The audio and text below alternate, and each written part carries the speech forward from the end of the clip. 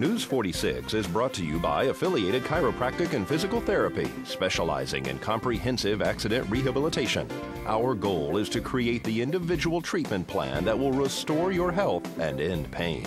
Come in for your free consultation. Call 775-727-8900. Pahrumph's #1 media source for local news, weather, and sports.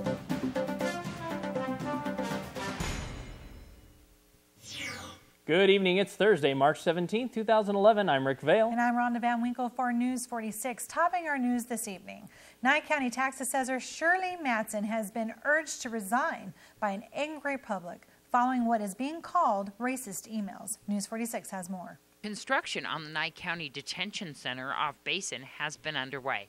It's located on the next block behind the Nye County Assessor's Office. The construction workers on this project unknowingly have been the subject of many angry emails. Nye County Tax Assessor Shirley Matson, who was elected in November to the office, is livid over the choice of workers to complete this project. She describes herself as a conservative Republican and Tea Partyist. The 61-year-old moved to Pahrump from what she states as a border town, San Diego, in 2007. Her emails, which have been circulating but originally sent to Sheriff Tony DeMeo and Nye County Manager Rick Osborne, but also carbon copied to other recipients, such as Concerned Citizens for Safe Community members Donna Cox and Andy Alberti, in regards to the construction workers on the detention center project. Matson writes, "My staff, me, taxpayers coming to our offices can plainly see that the construction employees are all Mexican and Latino, non-English speaking, and I'm getting complaints. I have several concerns. Did the county do its due diligence and have their citizenship checked on E-Verify? Isn't that a required federal law? Are the Nye County residents being employed? I have no problem contacting the ICE Immigration Customs Enforcements. Her comments don't stop at the job site. She comments on female immigrants, saying that pregnant Latinas are among the country's worst enemies. These young girls will spread their legs to anyone to get an anchor baby growing in their bellies, so they can illegally cross the border and suck up the U.S. citizen tax base resource everywhere they go in the United States." Matson adds, "Couple of other things these dirty, filthy Mexican Latina illegals do is steal Social Security numbers." She also writes that they are like locusts crossing our great country, destroying everything in sight. "I would never have an uneducated, illegal hater of Americans watch my children or clean my house." She also adds that they are dirty, filthy, and lazy. The illegal immigrants that come over, they want to suck up all the resources. Absolutely, it's a mess. Absolutely. Though Matson claims in her email to DeMeo that the workers on site cannot speak English, she says she have never spoken to them or the contractor. Sheriff Tony DeMeo returned an email saying the comments sent are racist, pure and simple, and stated that Miss Matson's comments are totally unreasonable. Fear is because the workers are not white. That makes them a danger to the community?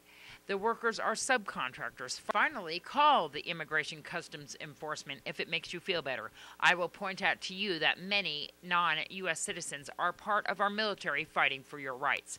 Sheriff DeMeo says the majority of workers on the new jail are from local companies, including Wolfenstein Construction, Floyd Construction, and Morales Construction. Sheriff Tony DeMeo also says that the workers on site are in fact legal to work in the United States. In an email from DeMeo to Matson and other county officials sent Monday, the sheriff suggests that her comments are beyond insensitive. You want the Nye County Sheriff's Office to break the law and start inquiring whether or not they are here legally because of skin color, or because they don't look like what you or others believe an American or legal immigrant should look like, because they look Mexican or Latin or from another country, or speak a different language than English. Additionally, because they are different from you, they are criminals. Again, racial profiling, DeMeo said.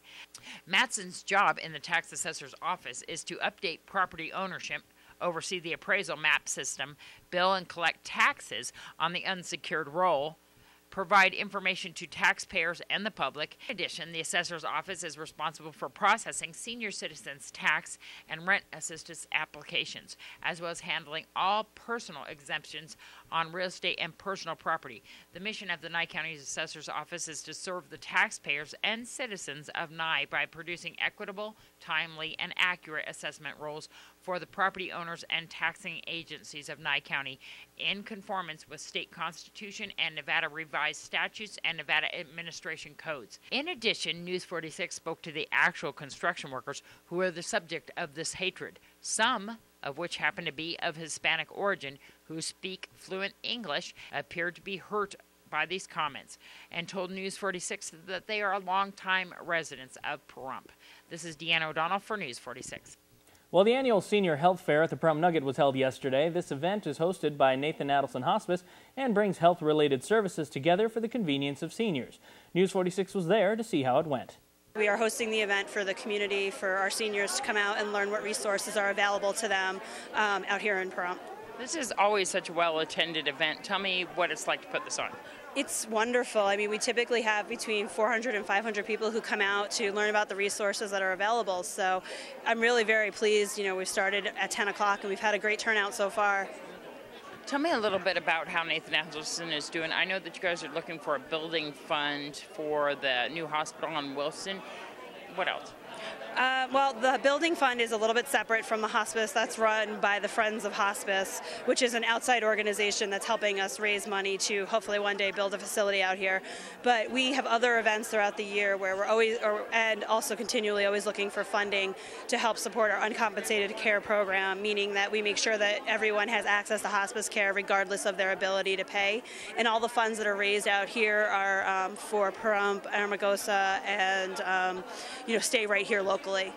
Wonderful. Tell me some of the vendors that we have here today. Sure. There's Canyon Gate Rehab. There's Humana, Senior Dimensions. The Seroptimists are out here. Cece's Beauty Salon. There's quite a few people out here today. A lot of the churches. Is it by request of the seniors to have kind of an overall group of all these different various healthcare organizations and senior interests here, or do you guys pick and choose what you guys would like to have? No, I think it was a combination of the community wanting to have an opportunity to have everybody come together and just do it once, have everybody all together. So the hospice is thrilled, Nathan Adelson is thrilled to be the ones to provide the event and be able to host it for the community. Seeds of Hope stands for Healthy Organizations, People, and Environments. They are holding 5 and 10K walks, which are being held this weekend by the Nye Communities Coalition. All monies raised at this event will be used for prevention activities in the communities of Nye and Esmeralda counties. News 46 had a chance to talk with them about this event. We have our second annual Hope Run, and this year it's called Seeds of Hope. And what we're hoping to do is plant seeds. As you remember, last year we really are enthusiastic about our community, and we want people to realize all the good things that are going on and all the work that's being done that they may not realize. The positives, especially with what's been in the news lately and in the newspaper. So we're really proud of our community in a lot of ways. It's unfortunate that only the negative gets identified and advertised or put out there. So we really want to push the positive things that are happening and the good things that we see and feel in our community. And again, this year it's Seeds of Hope. Last year was Project Hope. This year it's Seeds of Hope. So we plant the seeds, the good seeds, and let people think of what's blooming and what's good in it. And it is on Sunday, and it's at the Betty Loop. It's right by the Home Depot. They're allowing us to park along there, and we're registering about 6:30 in the morning, and the run starts at 8, and it's a 5K, 10K, or 1 mile walk. So whatever people want to come and do, we're not forcing them to do anything. If they just want to come and look and see what's going on. And part of what the Seeds of Hope is, we have a new wellness plan that we're looking at, or wellness project that we're trying to promote. And we're looking at the emotional and the social and all the components and aspects of a person's life that can make them healthy. Well, it is, again, a lot of the community members come out. We have churches that participate in it. We have agencies and organizations that come out with little teams. And it's just a very healthy day. It's the first day of spring, so again, that fits in with our Seeds of Hope. And we, if you want to call it a holistic approach, it is overall and everything, and not just one thing, not one piece of us that makes us healthy and makes our community healthy. And you're right, last year was a lot of fun.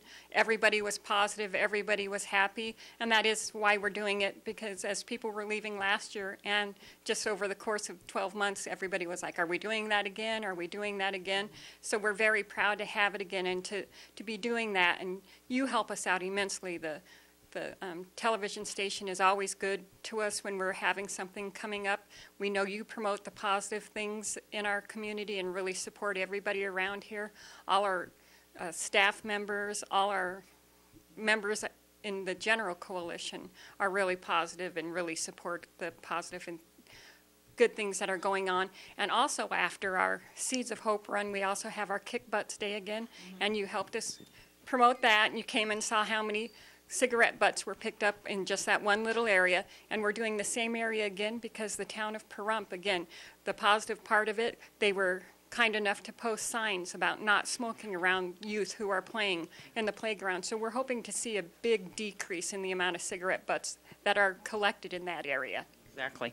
Is that going to be exactly following this walk that we're doing? It'll be just the same as last year. We're going to do the walk, the Seeds of Hope walk run, and then we're going to clean up after that, make sure we clean our footprints away, that we're not leaving a mess there, and then we're going to go down to Petrick Park and do it.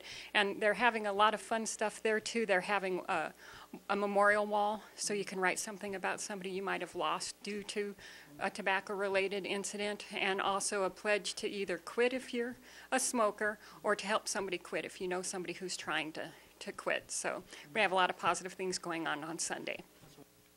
All right, so coming up, USDA commodities distribution was a success. And you may have seen some jet streams in the air. We'll tell you why. We'll have all this and more when we come back after the break. Please keep it here.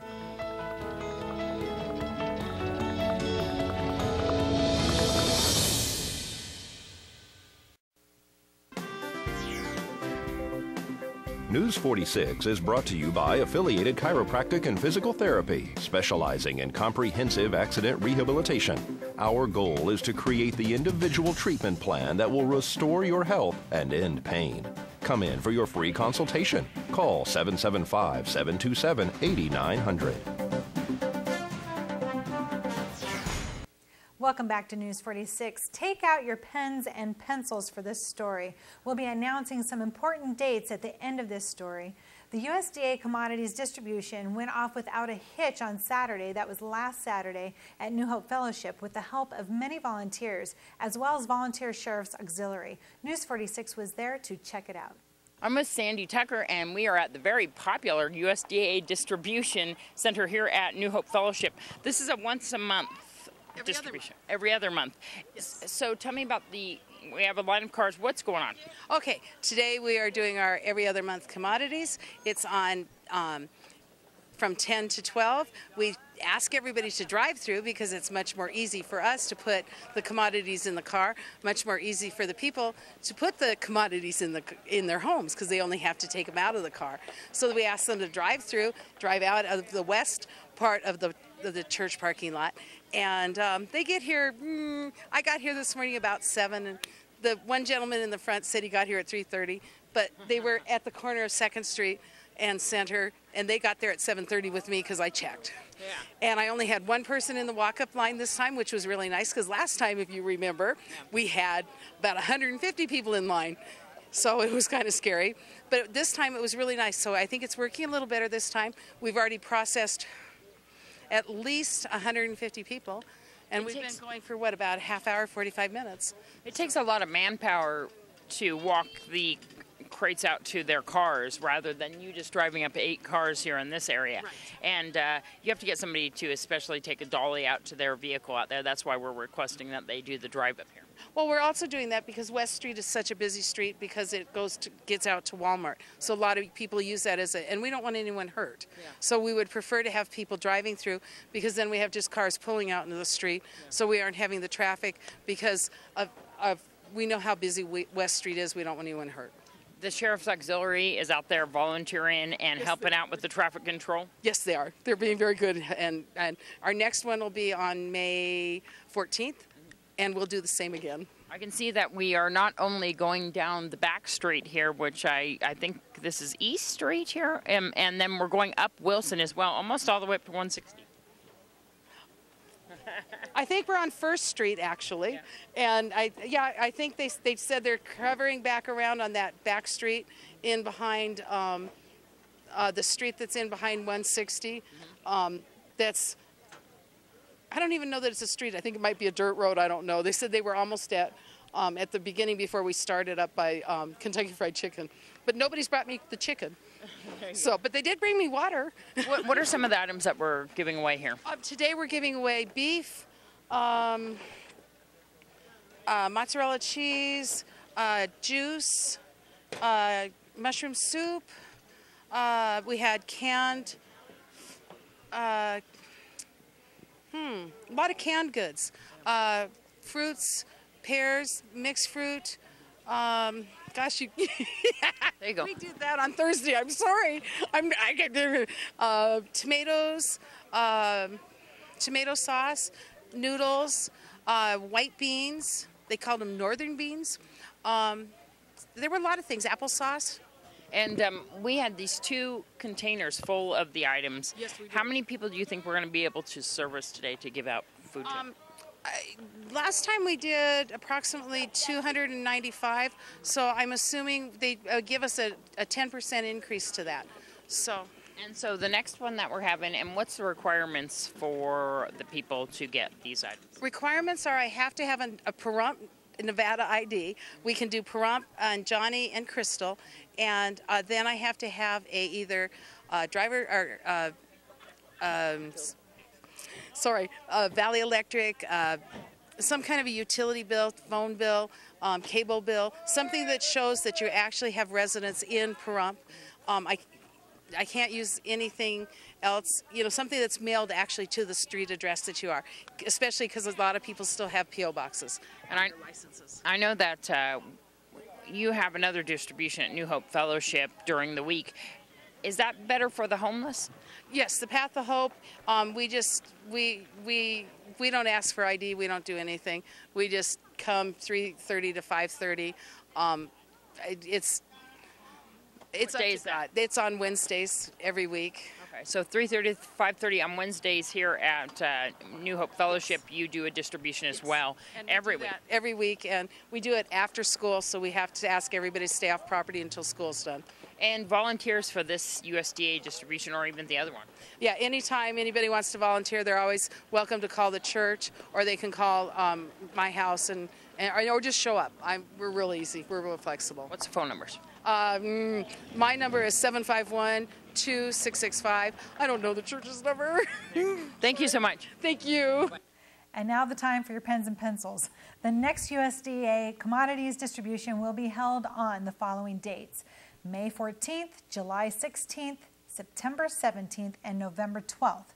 And for more information, you can call 751-1867.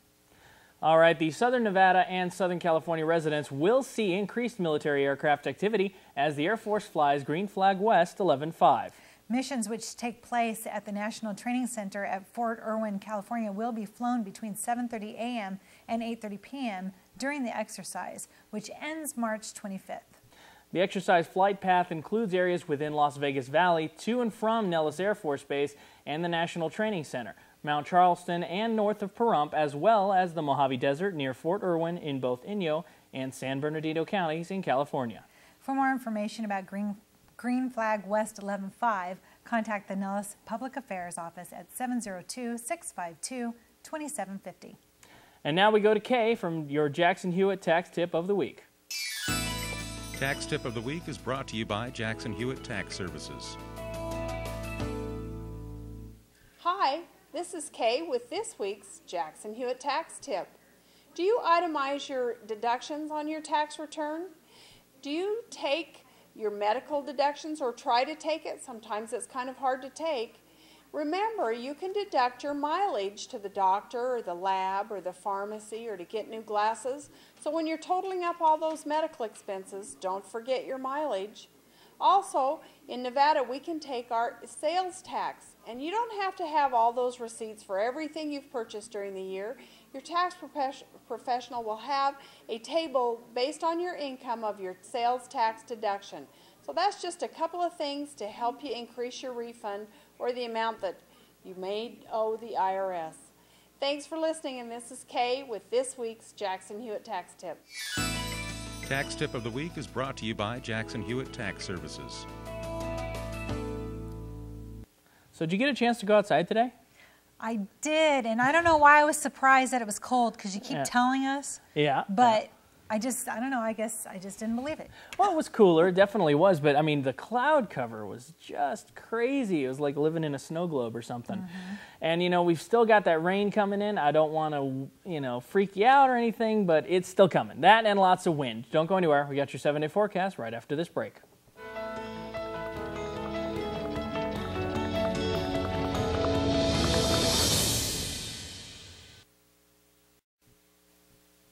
News 46 weather is brought to you by your local dairy farmers. Dairy products are very important in maintaining a healthy body. For more information, you can visit their website at nevadadairycouncil.org. Hey everyone, welcome back to News 46. I'm Rick Vale with your weather. Today we had a high of 72 degrees, which would have been great if it didn't look like we were living at the bottom of a glass of milk. That white sheet of clouds covering the valley all day long certainly didn't help things for us. We had south-south winds of 7 miles per hour with gusts up to 18 miles per hour. Now our pressure in the barometer is holding steady at 30.10. 6:52 a.m. was our sunrise, and a record high was 89 degrees back in 2007. Looking at tonight, the clouds are expected to give way for us. We should expect partly cloudy skies for most of the evening, a low of 42, the answer to the ultimate question of life, meaning, in the universe. Winds out of the southeast at 7 miles per hour. Our sunset 6:53 p.m., and our record low was 28 degrees back in 1989. Looking at our 7-day forecast, tomorrow's looking okay, 72 degrees for the high, 46 for the low, but we are expecting 24-mile-per-hour gusts and cloudy skies yet again. So here's hoping it doesn't look like, you know, we're living at the bottom of a glass of milk. Now, Saturday's going to be okay for you. Still a little windy, though. 28-mile-per-hour winds expected, cloudy yet again, but a high of 70 and a low of 40. So really, the temperature's looking pretty good for Saturday, if anything. Now, Sunday night, we're looking at 30% chance of rain. Like I said, Sunday night, we're not really expecting that to roll in any time before that, but we are going to have windy all day. 31-mile-per-hour gusts expected with a high of 63 and a low of 39. Monday's looking okay as far as that goes. 61 for the high, 37 for the low, but we got a 70% chance of rain in the morning, not expected to come into the afternoon. Basically, the deal is you got a 100% chance of rain. It's going to come somewhere between Sunday and Monday. We're going to get it probably overnight. Tuesday, gusts up to 24 miles per hour, partly cloudy skies, a high of 63 and a low of 37. Wednesday, cloudy skies, clouds rolling right back in for us. 31 miles per hour expected for the winds, 68 degrees for the high, and 39 degrees for the low. Now, finishing off our 7-day forecast is Thursday with partly cloudy skies, winds upwards of about 18 miles per hour, with a high of 76 and a low of 46. So you looking forward to the rain? Kind of caught me off guard. I don't know. I was daydreaming about something else. Yeah, well, it's still coming. But like I said, it's going to be at night, so most of us are probably going to be asleep when it actually hits. I like rain. I really do like rain as long as I'm not in it. So it depends what I have to do this weekend, which that makes me remember I have a softball game to go to. Okay. Saturday. Oh, you'll be okay then. Okay, good. Monday's rain, right? That's right. All right, folks. A Pahrump Action Club member was hit by a white car or truck on Highway 372 near Highway 160 on Tuesday evening. The club member involved is a young man with disabilities and didn't know what to do. There was no information exchanged, and the sheriff's office wasn't called. Anyone with information about the driver in this accident is encouraged to call 513-0466. That's sad, isn't it? Mm-hmm. Yeah, because he had a newer moped, right, and it's damaged now, and so it'd really be good if you have any information to give them. Definitely give them a call. As we've mentioned for the last few days, the Salvation Army is still trying to help the victims of the tragic earthquake and tsunami in Japan, and they would like your help. If you can text on your cell phone, Japan, to 80888 to give $10 to the Salvation Army's Japan relief work, this is a one-time donation of $10 to your mobile phone bill. So please respond yes to the thank you message that you receive. And if you've missed any part of this newscast, you can watch it all again on our website at kpvm.tv. And with that said, that's going to do it for this edition of News 46. I'm Rick Vale. And I'm Rhonda Van Winkle. From everyone up here on the Hill at KPVM, we wish you a safe evening, and we'll see you here again tomorrow night. Until then, good night, Pahrump. Good night.